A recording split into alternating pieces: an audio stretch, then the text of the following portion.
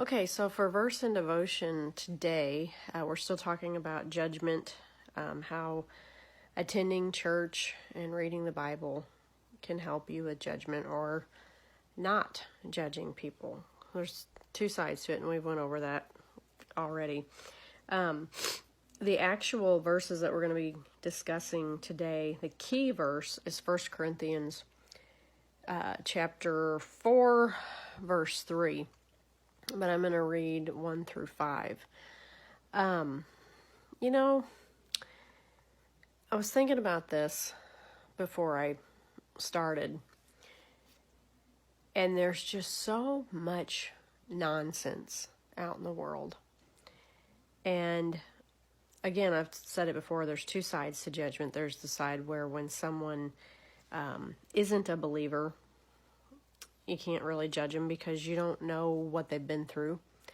You don't know how they were raised. You don't know where they came from, etc., etc.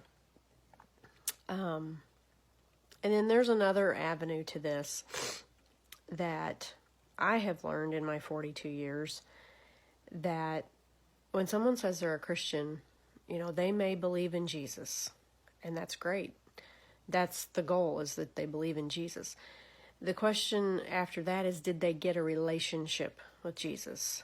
And what I mean by that is, and I've explained this to the kids many times, and I've explained it in the New Believers class before, but when a person accepts Christ for the first time, spiritually they're considered an infant, okay, in Christ.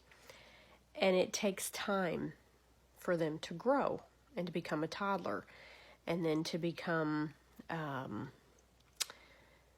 a little boy or girl in Christ, and then into an adolescent, young man, young girl, all the way up into adulthood.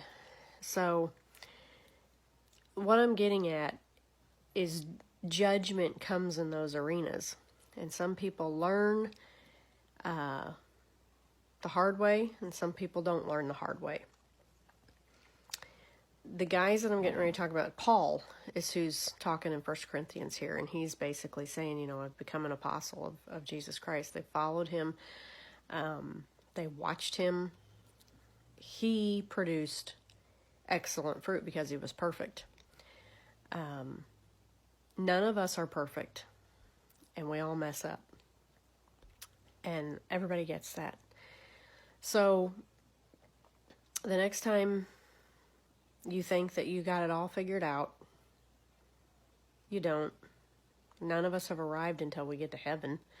And really then we're just praising God all day long, or however long it works, or whatever up there. But let's read these and talk about this real quick.